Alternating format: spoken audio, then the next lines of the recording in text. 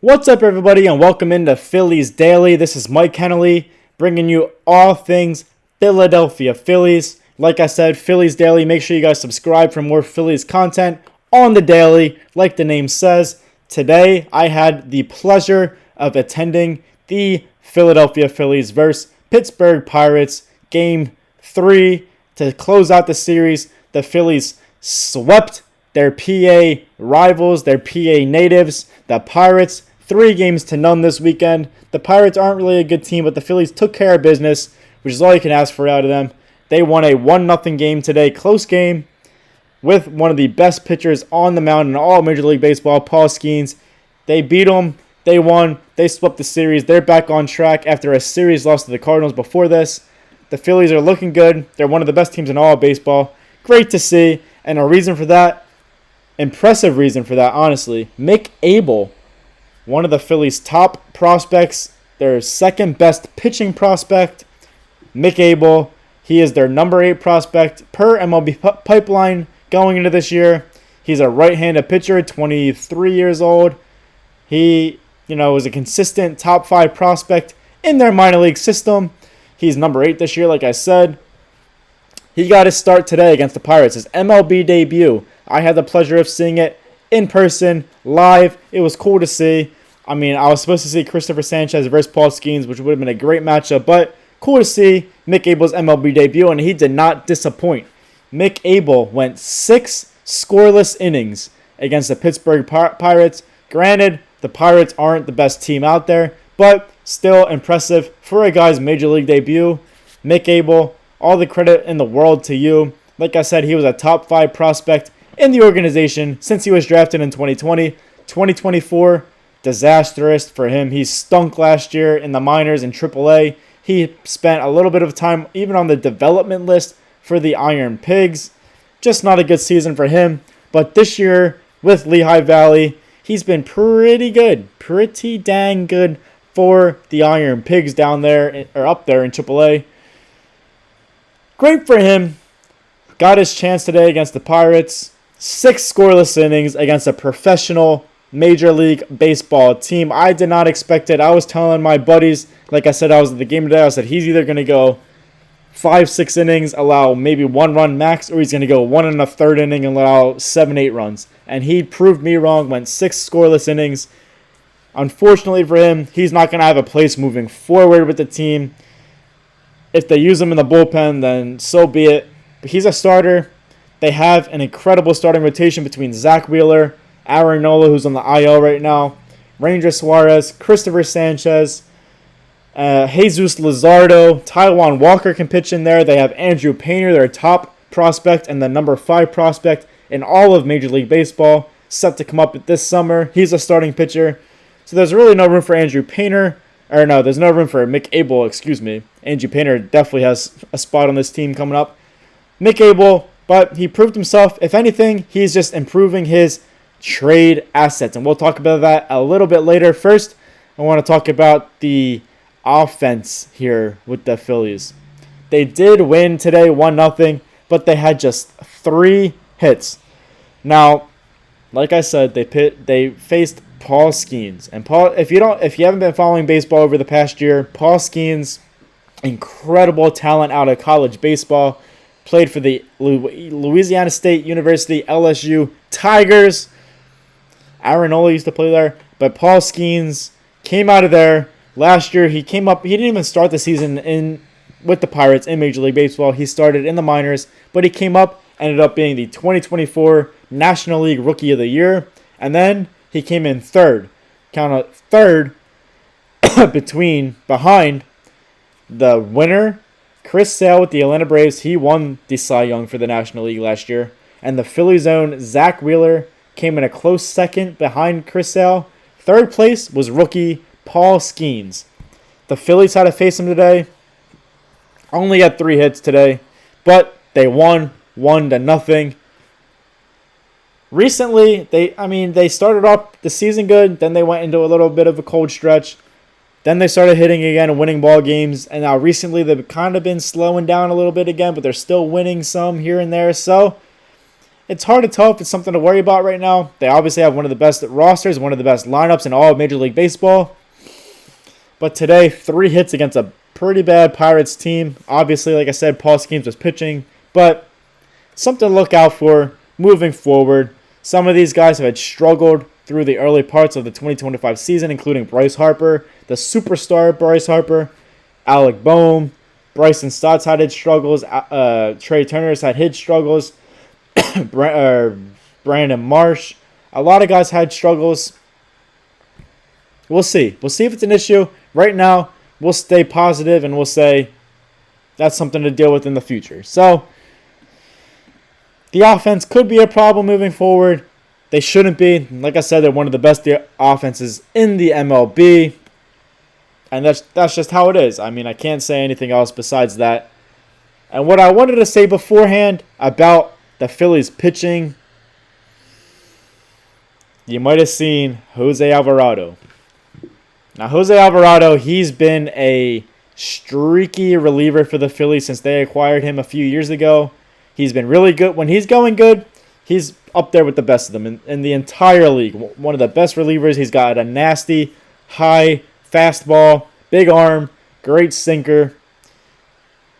But unfortunately for Jose Alvarado, about an hour or so before Sunday's game today against the Pirates, it was announced that he was suspended. Jose Alvarado suspended for 80 games for performance-enhancing drugs. Now, we don't know the full details. We'll see what comes out of that, what specifically he may have used. Sometimes you don't even know what's going on. I don't want to speculate anything until I know the full information. But he's suspended for 80 games, performance-enhancing drugs, ineligible for the playoffs if the Phillies are to make it that far. So very tough for him and the team. He's one of their reliable, main, high-leverage relievers. And now they're without him for pretty much the entire season. And honestly, his Phillies career might be over at this point. 80 games, pretty much the whole rest of the season. No playoffs. The Phillies are a playoff team. He's not going to be able to participate unless they find some kind of thing that this didn't happen. But we'll see. Like I said, I don't want to speculate anything until I know all the facts. I don't want to give any of you guys any false information. I don't want to say anything. Jose Alvarado, he was having a pretty good season this year. We'll see if that was because for some certain reason. But the Phillies definitely need to make a move. If he's going to be out, they got to make a move sooner rather than later. They can't rely on just Orion Kirkling, Matt Strahm, and Jordan Romano as their high-leverage guys. Obviously, Romano is pitching good right now, but he struggled through the early parts of the season. Matt Strahm had a couple hiccups, and same with Orion Kirkling. They need another guy in there. Maybe we'll talk about some trade options moving forward. They definitely got to look into something. Hopefully, Jose Alvarado, I don't know, just a tricky situation. I don't want to, like I said, I don't want to talk about too much until I know everything. Let's just hope for the best. All I can really say. We'll see what happens with him. It's tough, but we'll see. I really can't say anything else in that. I really can't say anything else, but the Phillies' backup catcher, that's an issue. That's an issue. Let's move on for Jose Alvarado for a second. The Phillies' backup catcher is an issue right now in 2025. It's been an issue for a while if you've been following the Phillies since pretty much JT Realmuto came in 2019. Even before that, just not the best position in the world for the Phillies. Andrew Knapp was his backup for a little bit there. And then Garrett Stubbs, now Rafael Marchand. Just not much offensive production behind JT Realmuto. And when he obviously playing the catcher position, and he's 34 years old. So it's not an easy position to begin with, and it takes a lot out of your body. Especially when you're winding down your career at 34 years old. Just a tough position. And the Phillies, as a championship caliber team, a team that has World Series aspirations, a team that can win it all, you need a reliable backup catcher. The backup catcher, even just the catcher position, is almost like the quarterback in football. It is one of the most important positions on the baseball field. And when your guy goes down with injury, Your guy just can't play every game because it's just impossible to do that, to cut your position. You need somebody back there that you can trust, that you rely on, that can hit, that can do whatever, get run runners out, call the game well, field ground balls well, do whatever, throw guys out at second base, runners, whatever, and just haven't had that kind of production, all around production out of the Phillies backups behind JT Realmuto. This year is no different.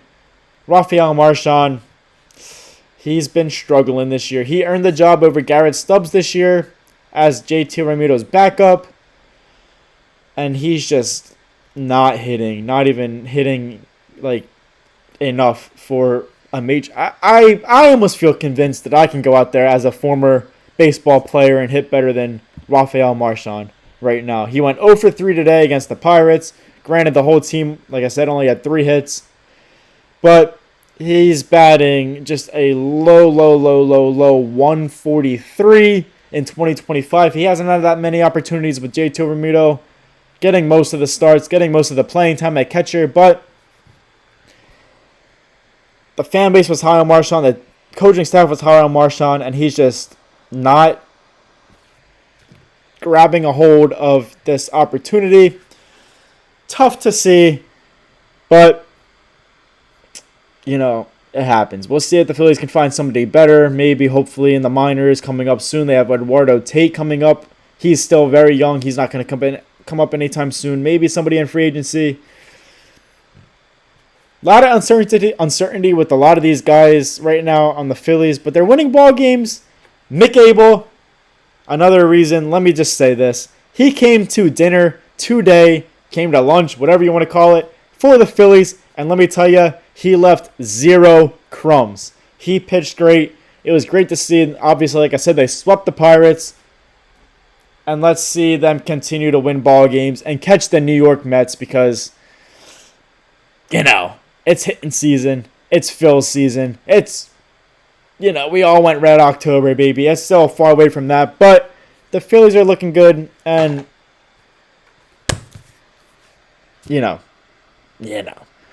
let's just hope they keep winning. Today was a good sign. Like I said, they only won 1-0. Only had 3 hits, but they swept them. I hope you guys enjoyed this episode of Phillies Daily. I'm Mike Henley. I had a great time at the Phillies game down at the bank in South Philly. If you guys can make it out to a game now with the warmer weather, totally encourage that. Make sure you guys like, comment, share, subscribe for all things Philadelphia Phillies from yours truly, Mike Henley. Hope you guys enjoy this and go Phils, baby.